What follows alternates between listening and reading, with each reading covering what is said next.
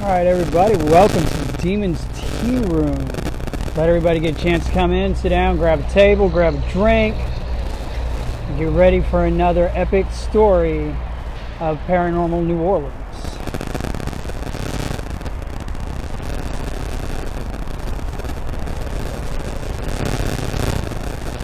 There's Tammy and Tina. Welcome guys, welcome. Catalina. Welcome guys, welcome. My brother Daniel in the house. Come in, grab a table, ladies and gentlemen. Leslie, who I haven't seen in forever in a short day. There's Chaz. What's up, y'all? What's up? What's up? Annie's in. Hey guys, how's the sounding? You guys are doing good?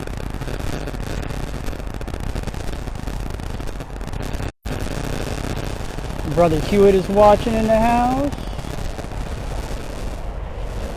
So I take it there's my brother John. Melanie, welcome guys. Sound, everything okay? Some static? I don't know why we're getting some static. That's kind of weird.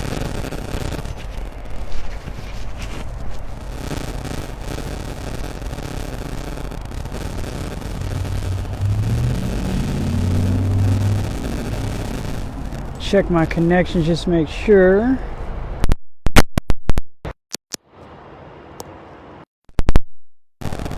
How's that sounding? Does that sound better?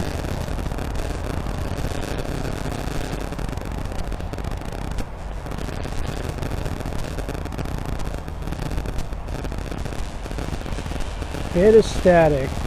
Alright, well I tell you what, let's try this. Let's go with the cameras, Mike. How's that sound? Does that get rid of the static sound? Is that better?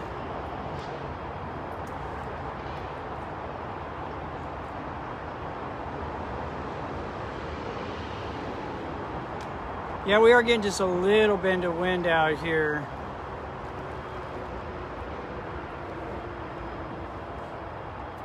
Static still there, Daniel?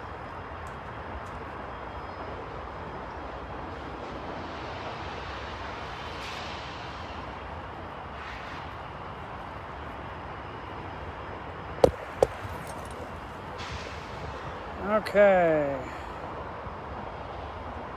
Tell you what, we're not even going to mess with technology today. How about that, y'all? We're going to do this right here. Technology is great, but sometimes technology fails us on a regular damn basis. So we'll improvise, adapt, and overcome. Alright, there we go. That sounds good. Alright, cool. We will just get rid of the external microphone. It was a cheap one that I picked up, so get what you pay for. That's what I had. Alright, y'all, welcome.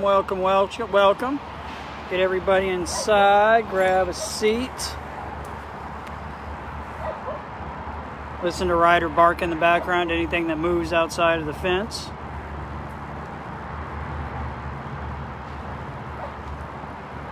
No, technically, Katie, the gimbal dropped you. I didn't drop you. That was the gimbal.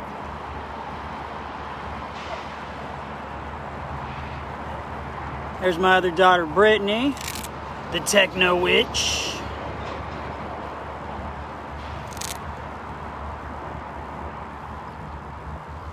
All right, y'all. So today, guys, looks like we got about 20 or so people inside. Move around just a little bit since we had to adjust. Let everybody come in, grab a table, grab yourself a drink. And welcome to the Demon's Tea Room.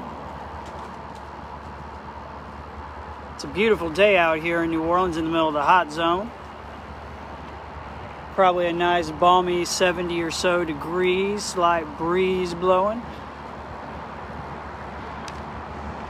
Kind of easy to forget that the world is going into a shit show.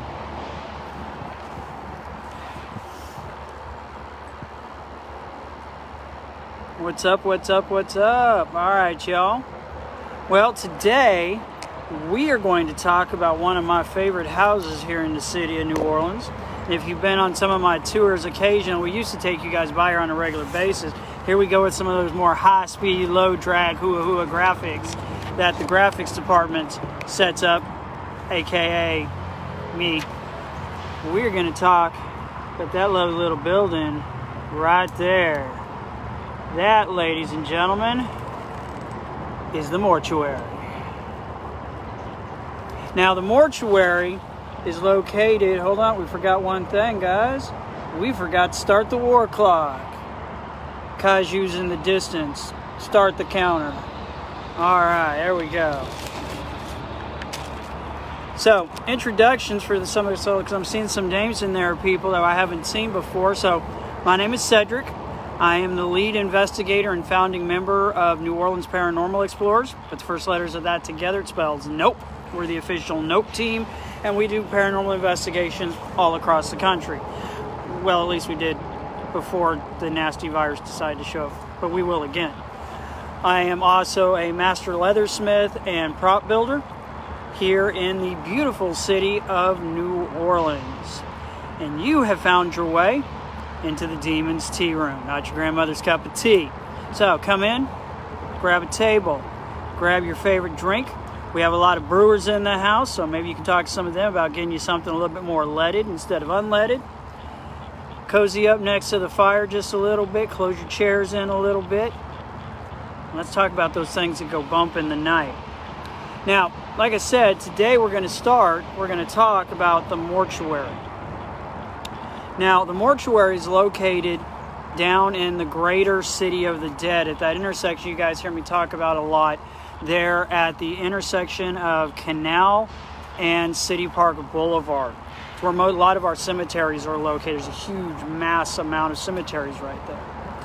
And just on the other side of Gates of Prayer Cemetery, right up next to Gates of Prayer, which is one of our Jewish cemeteries, is the mortuary.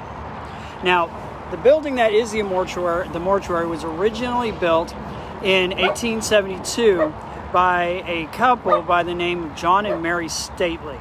And they built it as a single family home, and the house is huge. Now, at the time, when they built the house, the family eventually grew to encompass 6 kids and some friends of the family who also lived in the house as well. Now, the Stately family had that house, had gone through, keeping in mind, as we talked about before on the channel, living in New Orleans was not by any means easy at the time. In fact, it was downright damn deadly. And we talk about families back then using what we refer to as the shotgun method of having kids.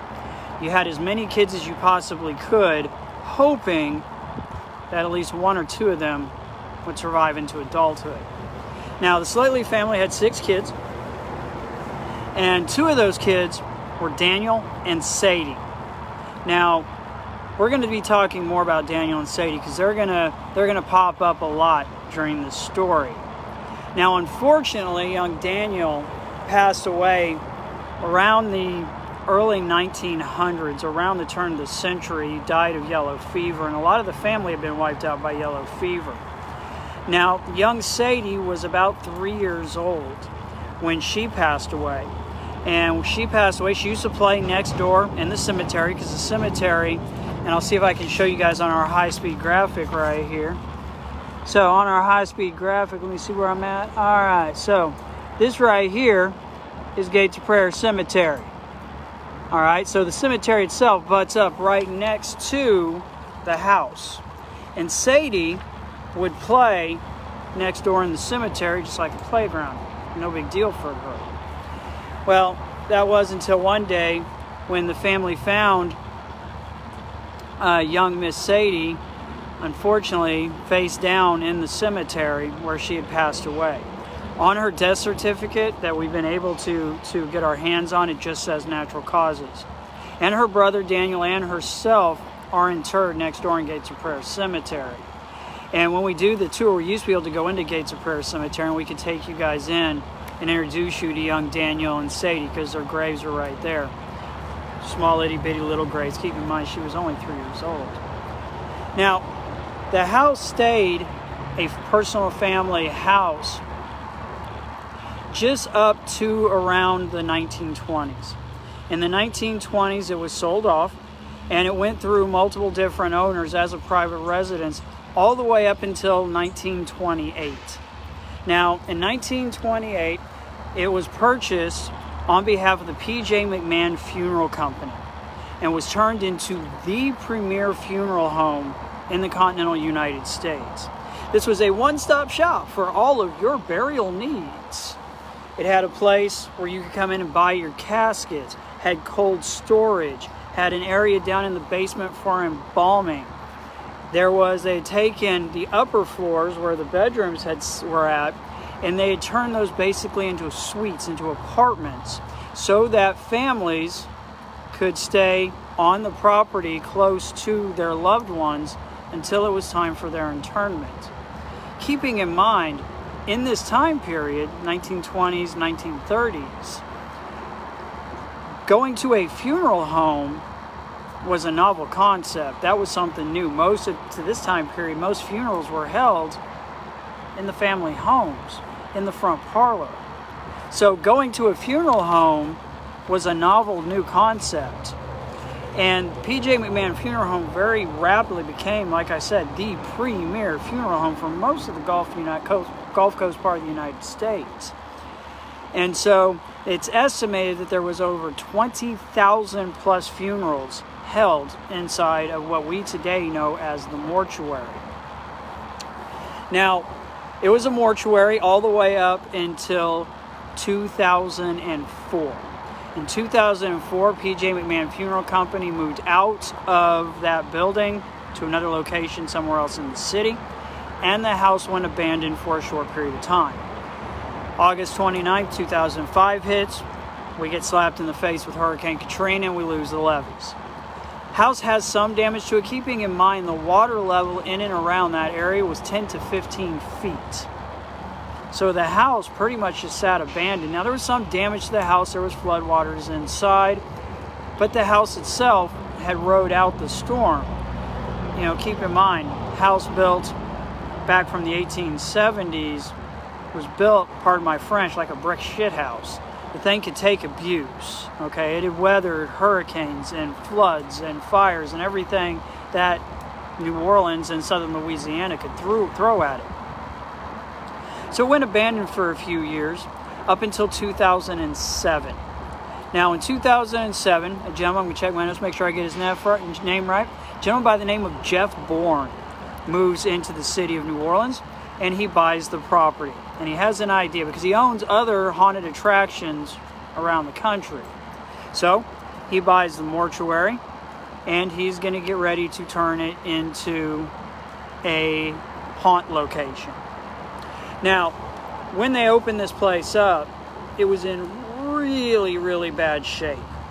So keep in mind, it had been closed up since Katrina and abandoned. Nobody had really done anything with it. So they ended up gutting her all the way down to the bare bones. And they also realized that once they got down into the basement was pretty much a hazmat scene. Let our lovely truckers go through town. Where was I? Oh yeah, hazmat scene. So they get down in the basement. They start ripping out the basement to get ready to do renovations on it.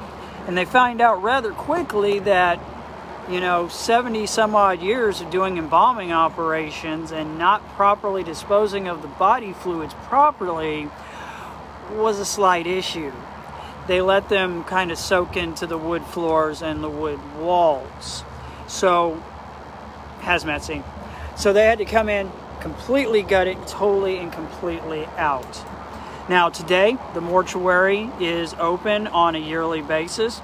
I got a feeling hopefully it will be open this year. We'll see. But every year, the mortuary opens as a haunt here in the city of New Orleans. And it's fairly popular. It's a haunted attraction and an escape room. During Halloween, we actually have to change how our path is for our bus tours because the amount of traffic and people there at the mortuary around Halloween and the months leading up to Halloween. The line will stretch all the way down, quarter mile down the street, around the block for people wanting to get into the mortuary. Now, not only is it an epic, boo, scare you haunted attraction, it's also a damn haunted house. Some of the stories that come out of the mortuary is what is known as the crying woman up on the 3rd floor. Now, some theories believe that she is the former wife of somebody who was probably buried. There's my brother Zombie, and with my nephew. Hey guys, much love. And if Lulu's with you, send her my love as well.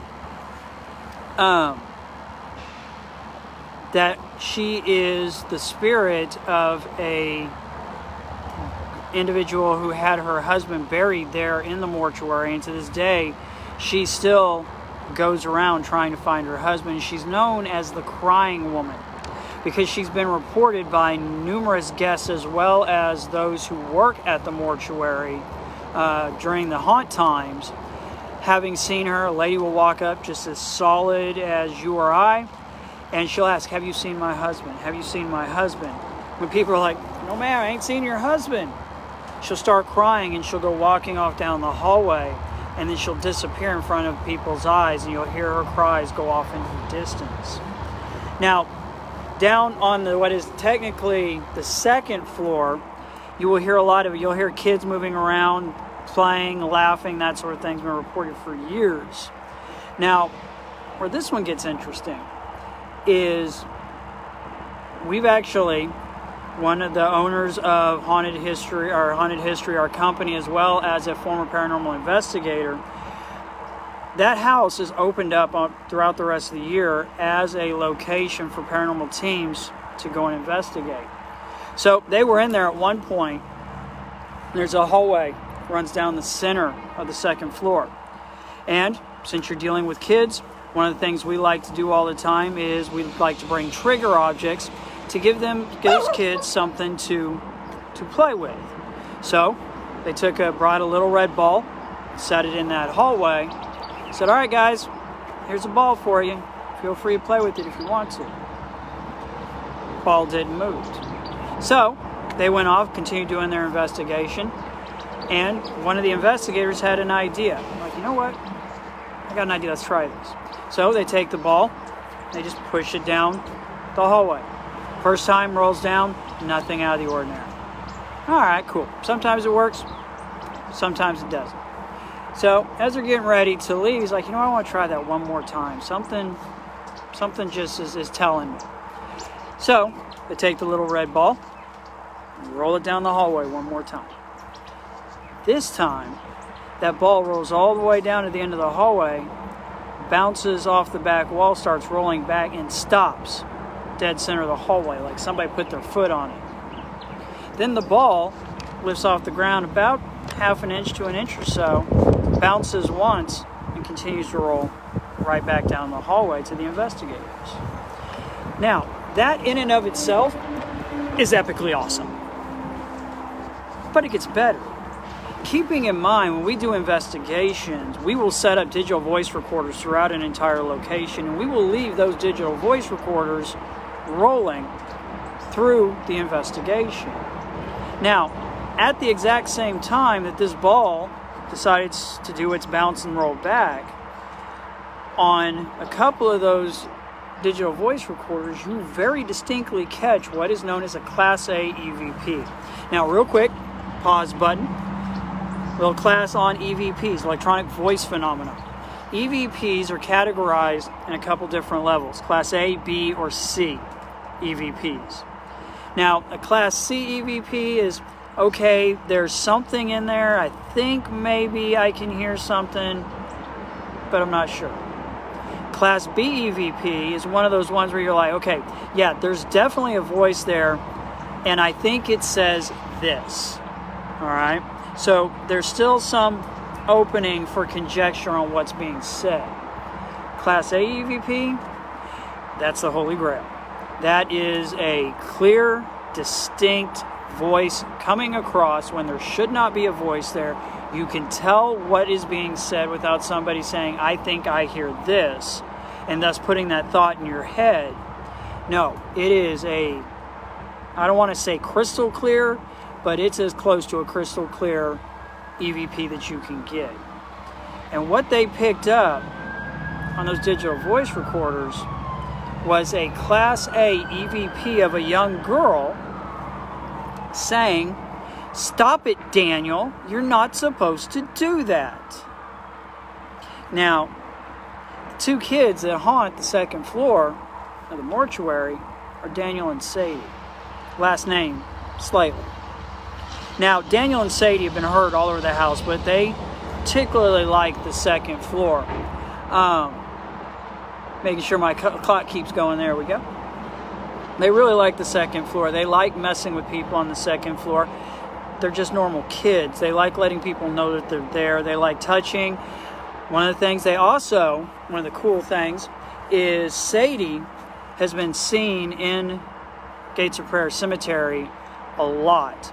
And what I used to do with my guests on my tour is when they locked the cemetery, we couldn't go in anymore, I would tell them, put your hands through the gate and just hold your hand right there and call Sadie's name. It's not uncommon for a couple of my guests for their hands to start tingling and feeling really cold and feeling a cold spot.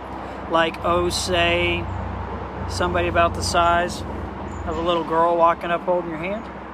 We also have a couple of photos of what we believe to be Daniel sitting on one of the tombs there in Gates of Prayer Cemetery. 2 pictures to be exact really stand out. One, lady took the shot. As she's showing it to us, you see a young boy sitting on one of the coping tombs. And we're looking at it, and somebody said, that looks like Daniel, just as she fired another shot. And you see his head is turned now, looking directly at us. Now, so we know Daniel and Sadie are still running around inside the house to this very day.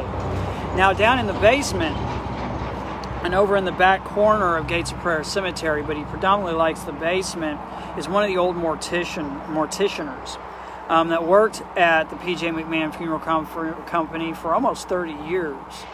And when he passed away of natural causes. He laid in state there in the mortuary and was then interred next door in Gates of Prayer Cemetery. Now, he likes to hang out, like I said, down in the basement in the old embalming room. And I've gotten a chance to talk to some of the actors and actresses who hang out and work there in the mortuary. And they've said that when there's no guests inside of the building and they have to go, especially if they're closing up at night, and they have to go back down into the basement to close out the haunt stuff down there. They don't like going down there by themselves. In fact, I've had numerous actors and some of those employees tell me that if they've got to go down in the basement, the way they do it is they will place their backs up against the wall and they will shimmy down that wall with their backs to it, run out, do whatever they need to do, put their backs up against the wall and walk back to go out, because they don't like having their backs to that darkness that is the basement. And in answer to Rachel's questions, have you ever encountered Sadie? Yes, I have, multiple times. When you get a chance to go into Gates of Prayer Cemetery, they like to make themselves known. There's also some other entities inside Gates of Prayer Cemetery. We believe this is also the site of what is known as a Dybbuk, which is what is considered a Jewish demon. We have a couple fairly cool pictures that were posted, and I will try and put those in the comments when we get this uploaded to YouTube. I'll see if I can do that, of some of the stuff we've picked up there at the mortuary in Gates of Prayer Cemetery.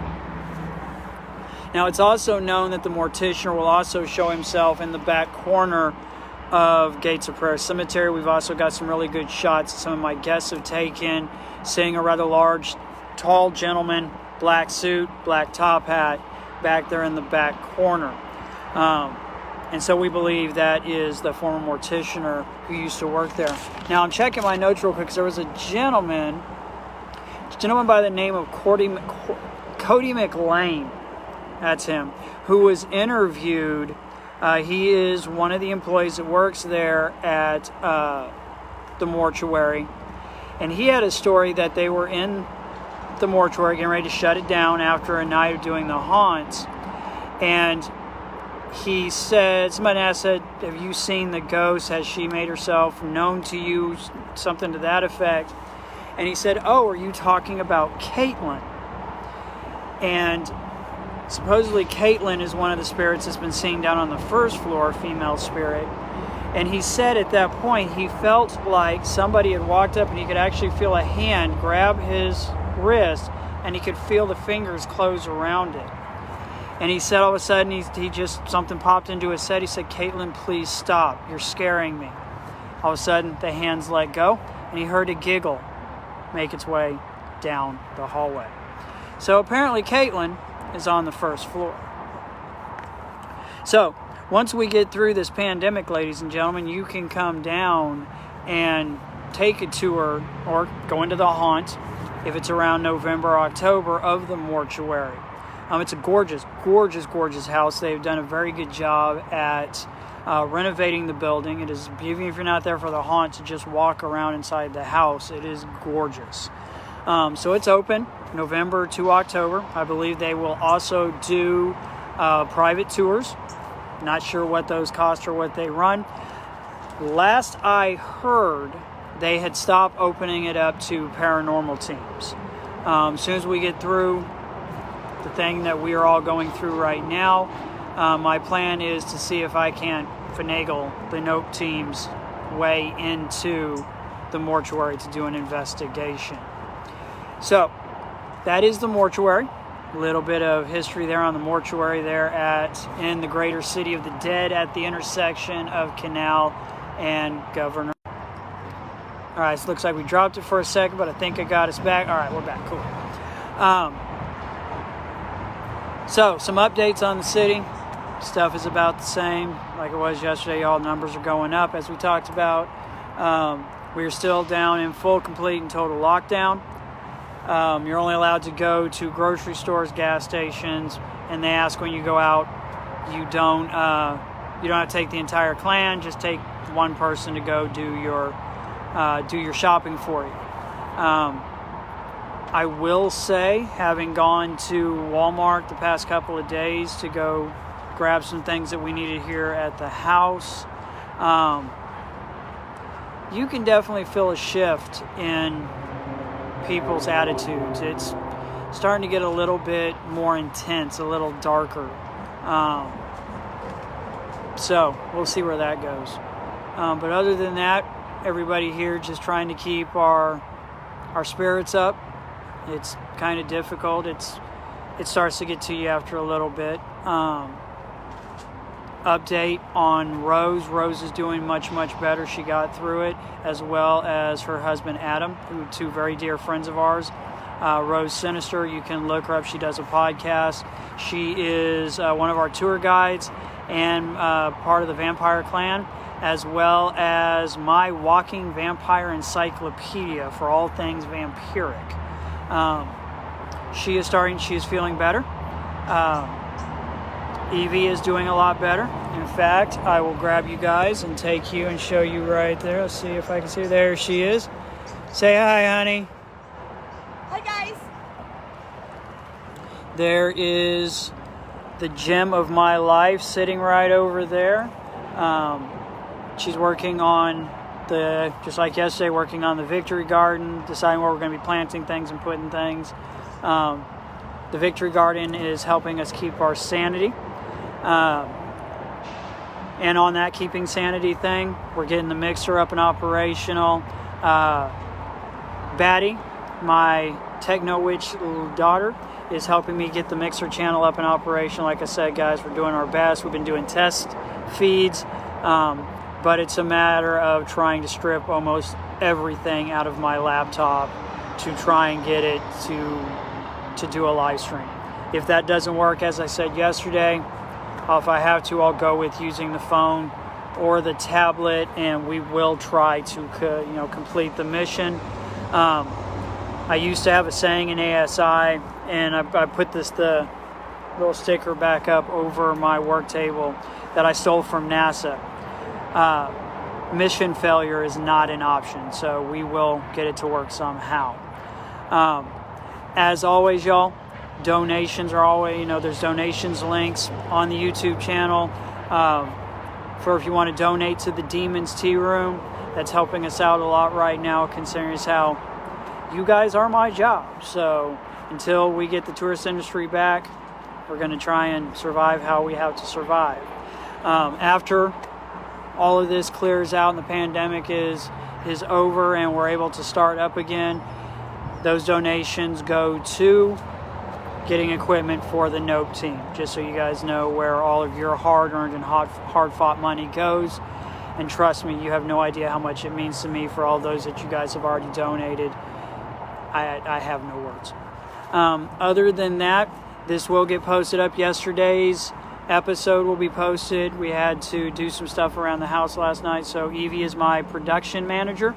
So she was the one who gets all of our feeds up on YouTube. So be looking for yesterday's live feed as well as today's going up live. And remember, you guys, boost the signal. They can't stop the signal. So go out there, boost that signal. It's one of the biggest ways you can help us is boosting the signal, telling your friends about the Demons Tea Room and getting this out there. Go on YouTube, hit the subscribe button, smash the like button, hit the little bell icon if you enjoyed it that way. Also, if you hit the bell icon, it will let you know when we post up new content. So, other than that, guys, as I said, be looking down in the comments below. I'll try and post some pictures up in there of some of the stuff we talked about today, as well as post up ideas for me on stories you guys want to hear about. And I think here fairly rapidly, we're going to start going outside of New Orleans in our stories. So post up and I'll make a list of stories that you guys want to see us cover here in the Demons Tea Room. So, from all of us, being myself, the lovely Miss Evie, and my hellhound rider, from us here in the hot zone of New Orleans, to all you guys there in lockdown across the country and around the world, mad love and respect, y'all, to the fam. You guys be safe out there. Keep your head on a swivel. Stay safe, stay healthy. And I'll see you guys, same demon time, same demon channel tomorrow on the Demons Tea Room. Not your grandmother's cup of tea. So much love to the fam out there. See you guys on the flip side. Peace out.